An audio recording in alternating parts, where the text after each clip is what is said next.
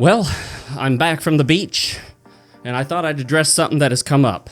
Death Stranding 2 has released from the legendary game developer Hideo Kojima, and I want to talk about it. Not just the game, but Kojima himself. And from the thumbnail and the title of this video, if you're a Kojima fan, you're not gonna like this video. So just hit the thumbs down right now because you're gonna do it. I'm Fox with RealMarcFoxx. Roll the intro.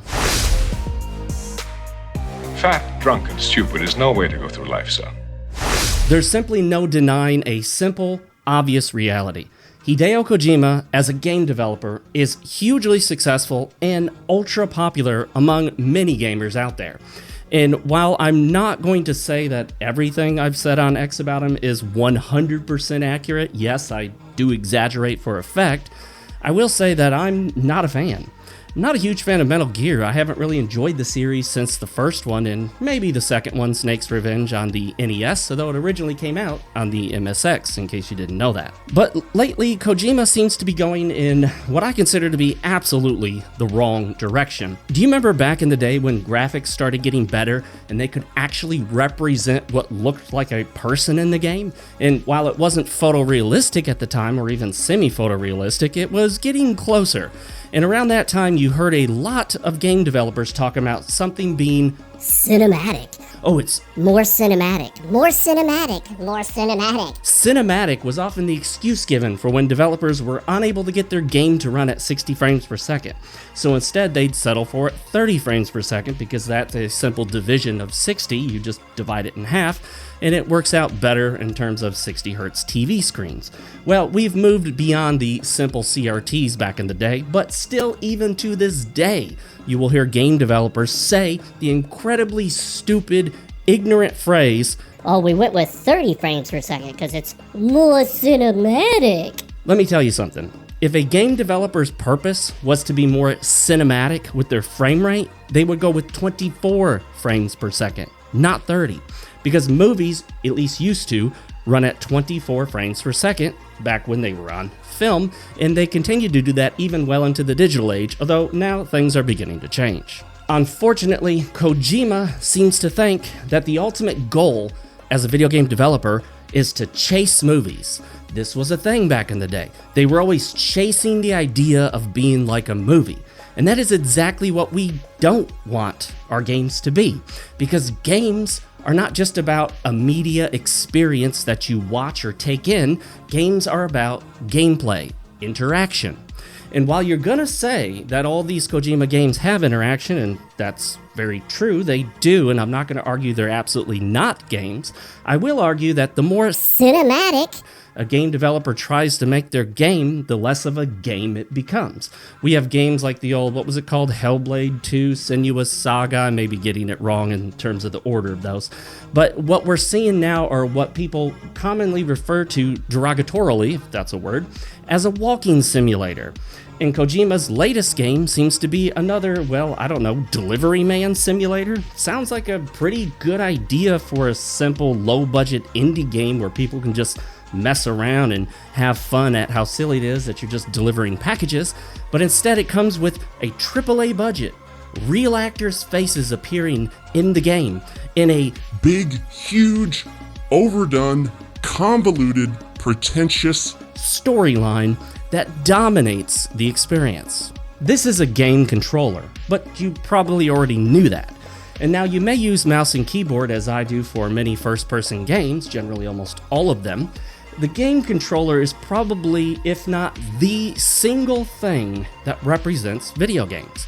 If you look for emojis on your phone and type video game, you'll see an image of a controller that looks very similar to this one, if not virtually identical. There are different types of controllers, but the reason I'm talking about the controller is that you actually control the experience. Not 100%, not all the time. There have been cutscenes in games, but the more time you spend doing this, is the less time you spend actually playing your game. If you can set your controller down and just watch for long periods of time, then I question how much of a game that game even is.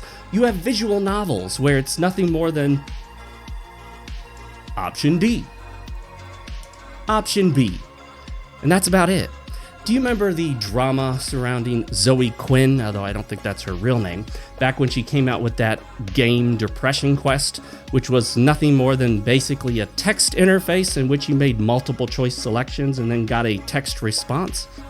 Sure, there used to be text-based games, but these had you moving around in an actual world. They had you often fighting, having stats. You were able to die. You were able to defeat enemies. You could gain equipment, gold. You could interact with merchants and buy stuff.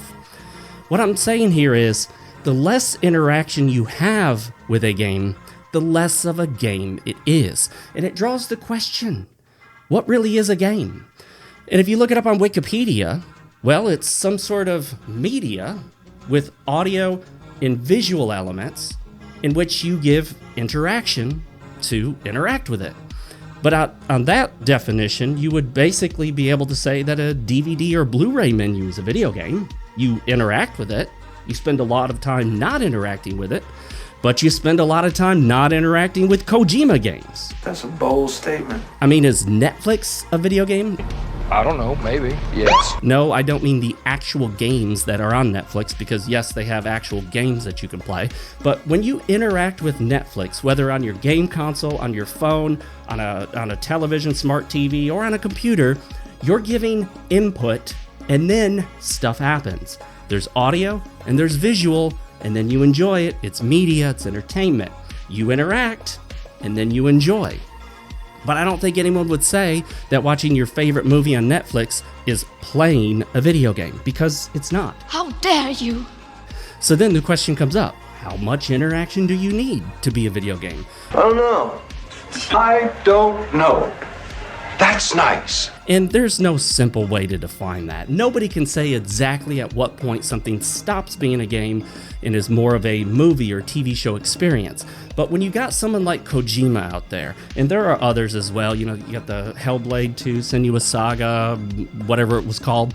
You've got these other games out there like Journey, but if you're spending a lot of your time with this game, simply holding the controller doing nothing, or setting the controller down and watching, then what are you really doing?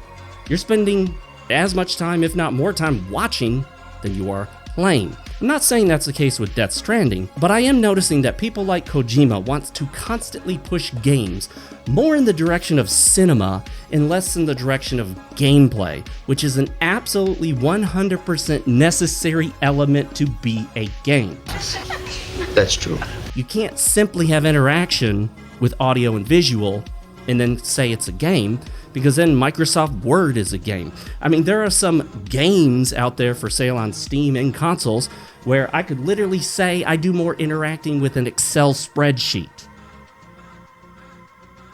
Cinema is not the goal. Gameplay is the goal. The story should be in service to the gameplay. And if you can tell the story through the gameplay and not through a long series of cutscenes interrupting the gameplay, that's even better. One of the best examples of a developer that does it very, very well is From Software. Yes, there are cutscenes, but very few. Generally one at the beginning, and for the most part, just one at the end in terms of long cutscenes. There might be a few very brief cutscenes, but they don't last very long. Sometimes less than a minute, maybe a minute and a half. Now we got games where you play for a bit, and then you watch a cutscene for longer than you played.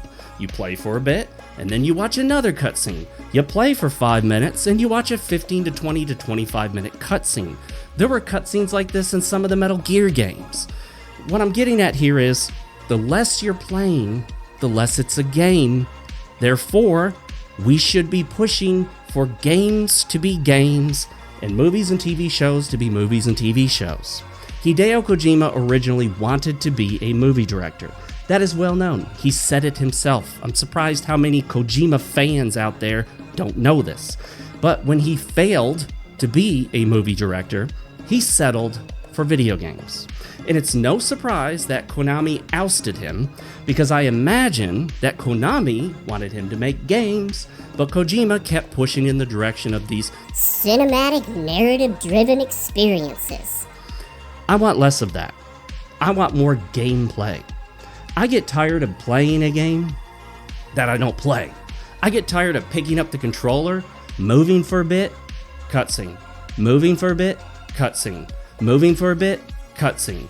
This literally happens. Final Fantasy VII, the remake and rebirth, whatever they're called, I would play for just a little bit, sometimes less than a minute of gameplay interaction with the controller, and boom, another cutscene for several minutes. Oh, then I get it. Okay, here we go. We're fighting. Oh, 4 minutes of fighting. Now a really long cutscene. Oh, here we go. Oh, I got to shimmy between some stuff, and I'm going to walk. Oh, cutscene. And then when I'm skipping cutscenes, sometimes I skip the cutscene, and it goes to another cutscene. And I skip that cutscene, and it goes to another cutscene. And I skip that cutscene, and it goes to another cutscene. No, I'm not joking. 4 to 5 cutscenes in a row, each one must be separately skipped. When games require gameplay, and you have developers pushing for more cinematic narrative experiences, what you've got is the gaming industry having people pushing video games away from games. Now, you have probably joined me in mocking game journalists and saying that there's a game journal mode in games. You know, the one where the game plays itself. Well, what do you think's happening when you're watching a really long cutscene after maybe a minute or two of walking? What do you think happens during a walk and talk segment where you just push the analog stick forward as your character slowly walks and one or more people give you some boring diatribe that you don't care about because the story isn't that great? I get it. Many of you like the stories in Kojima's games. If you do, that's fine. Enjoy your Kojima game. I can't stop you. I wouldn't if I could. However, is this what you want? Do you want the From Softwares to go away? Do you want games where you have lots of interaction and gameplay to fade away as these narrative-driven experiences with minimal interaction take dominance? I'm not saying it's gonna happen. I'm not saying Kojima's gonna make it happen. What I'm saying is, I don't think people should be playing these games as much as they are and heralding them as some amazing thing. As, oh my gosh, Kojima, he's the greatest of all time video game developer. No. He's not. He's making games more like not games. He's making games more like movies and TV shows. That's not a video game. A video game is all about you interacting with it with a controller or mouse and keyboard, even a VR headset if you want to, although I think VR is just a gimmick, but we won't get into that. But it's all about doing this, interacting, combat, whatever it is, real-time strategy. It could be anything. But you know what it's not? It's not this. Might as well grab a bag of popcorn, my friends, because you could eat a bag of popcorn in the time some of these cutscenes take. And yes, I do even have some complaints about games I absolutely love. Stellar Blade. It's not that the cutscenes are too long, they're generally not. It's that you can't skip them, at least not in New Game. And then the intro cutscene is fairly long and can't be skipped. I don't even think it can be skipped in New Game Plus. All cutscenes should always be skippable. But if you're skipping cutscenes and you're missing out on the majority of the game or a huge significant portion of it, then really, how much of a game is it? And let's talk about these stories that Kojima tells. I gotta be honest with you. I've seen stuff about Metal Gear. I've seen a lot of YouTube videos. I haven't played them, but I've watched videos that go deep diving into the stories. I've watched videos about Death Stranding, deep dives into the story, because I just want to know what's going on out there, but I don't want to sit down and watch Kojima's pretentious, douchebag, artsy-fartsy cutscenes. I don't think they're that great. They're not terrible. They're convoluted. They're pretentious. They're overly complex. They're confusing at times, and not in a good way. Not because he just left some details out to make you wonder. It's like he just throws in a bunch of weird, awkward stuff that just doesn't make much sense. I'm not a fan of Kojima, obviously. He could be a really nice guy. I don't know. I exaggerate how much I dislike him on X, just for effect. And no, I don't get paid on X, so I'm not grifting on X. I don't make any money at all. I pay for the subscription to X. I don't make money on it. I lose money. You can't be a grifter when you're paying for something and making nothing out of it. I'm not a grifter. Again, if you like Kojima's games, I won't stop you, wouldn't if I could, but this is not the direction that video games should go. Video games should stop chasing cinema. They're not cinema. They're bigger than cinema, much bigger than cinema. Far more money flows through the video game industry than the entire movie industry. Video games are bigger than movies. Do movies try to be more like video games? Do movie directors talk about how much they'd like to make their movie more like a video game? Pretty much never. Even when they make movies based on video games, they often make them as little like the game as possible. We're often dissatisfied with movies based on games because the movie doesn't represent the game well at all. Movie directors have no desire to make their movies be more like video games. So why do we have so many game developers out there and directors trying to make their games more like movies? And if you like movie-style games, just go watch a movie. Just go watch a movie. There are lots of movies out there. There are lots of good ones. Not as many good ones lately, but there are many good ones, and I'm sure you haven't seen them all. Why even bother picking up the game controller where you're going to spend the vast majority of your time just holding on to it doing nothing? You're barely part of the experience. Nearly everything's set up for you. You just watch the story unfold. That's not what I want for video games. And not all of this applies to Death Stranding 2, or Death Stranding. But I will say, movie games are a blight in the video game industry. And the sooner we get away from them, the better we'll all be. Games should be games, and movies should be movies. Keep games games again. I'm putting on the Keep Games Games Again hat, okay? The KGGA hat. Kuga.